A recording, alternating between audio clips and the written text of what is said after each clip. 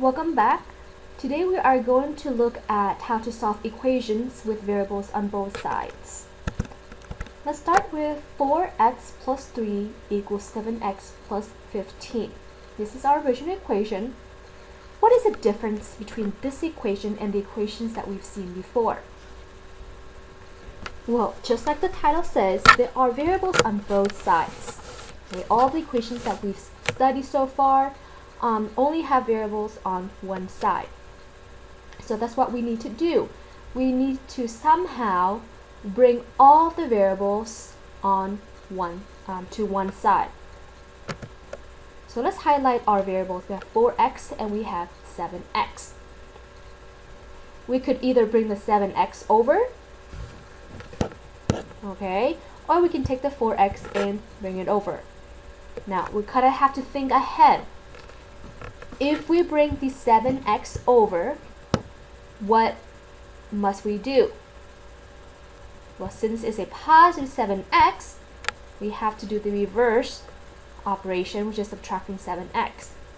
And if you were to subtract 7x, you will end up with a negative amount of x. Okay, so if you don't like to work with negative numbers, we're not going to do that. So instead, we are going to subtract 4x from both sides. There you go. The 4x minus the 4x, okay, is equal to 0. So we're going to bring down the 3.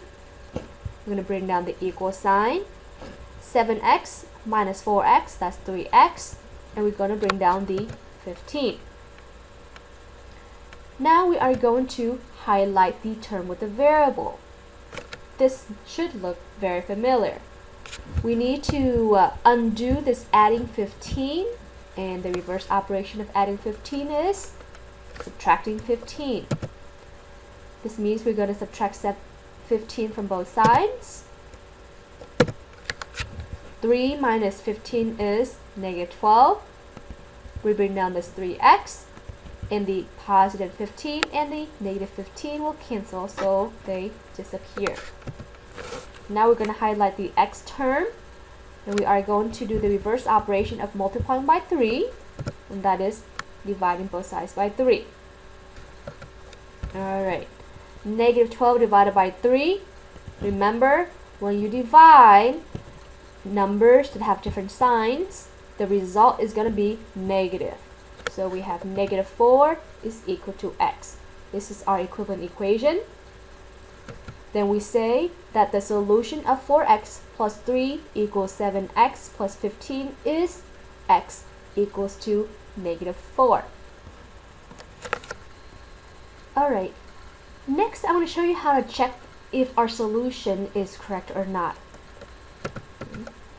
We said that the solution of 4x plus 3 equals 7x plus 15 is x equals negative 4.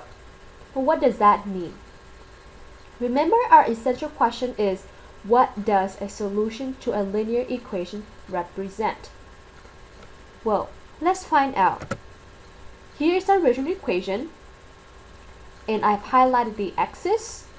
What we're going to do is we are going to replace the x's with the negative 4, because that's what we said. We figured out that x is equal to negative 4. So here we have 4 times the negative 4 plus 3, 7 times negative 4 plus 15. I put the question mark right here because we do not know that the left side is equal to the right side yet. So let's figure out. Well, 4 times negative 4 is negative 16. Bring down the plus 3. 7 times negative 4 is negative 28 plus 15. Negative 16 plus 3, that's negative 13. Negative 28 plus 15, that is also negative 13. So our solution checks out. Our equation is true. This means a solution to a linear equation is a value that makes our equation true. Okay? X equals negative 4 is our solution because this value right here, when we replace it to our equation, we have a true statement. So that's what a solution means. Alright, are you ready for some practice? Perfect. So this is number 4 on page 146. It says, describe one basic move you can use to transform the equation 3t plus 13 equals 5t plus 6 into inch equation. Alright, give me a second. Let me pull up the screen.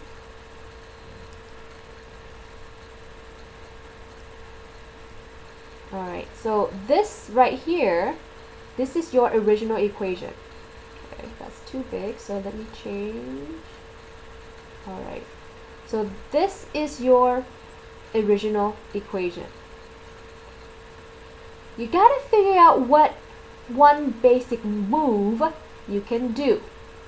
Remember, basic move means you can either add something, subtract something, multiply by something, or divide by something, right?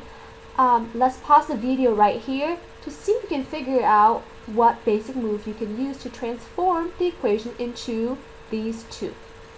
When you're ready to check your answers, remember, don't check your answers until you have worked out the problems yourself.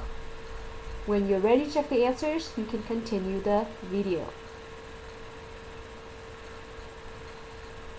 Well, hopefully you did pause the video and you did try these problems, and now you're just checking for your answers. So what I'm going to do is I'm going to recopy the original equation.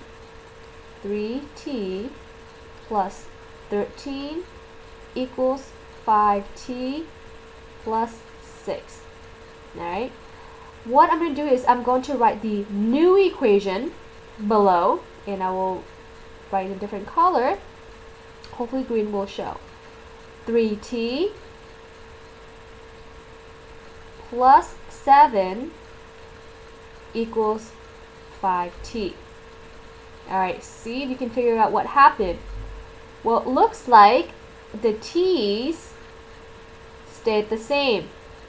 That I know that we didn't divide, multiply, subtract, or add any t's. Okay? That means we either did something to the, we probably did something to the numbers. What did we do? Well, how do we get from 13 to 7? We subtracted 6. Yeah. So let's check if that is the basic move. Okay, so we are making a conjecture. We think that we subtracted, or we subtract 6, okay, from both sides. So let's see if our conjecture is correct. Alright, we're going to subtract 6. Make sure you do to one side. You must do the same for the other side. Okay. Well, 6 minus 6, that cancel out. Hence, we have nothing here. 13 minus 6, that is positive 7. So, that is the one basic move that we use to transform our original equation into 3t plus 7 equals 5t. Getting the hang of it? Alright, well, let's do the example B.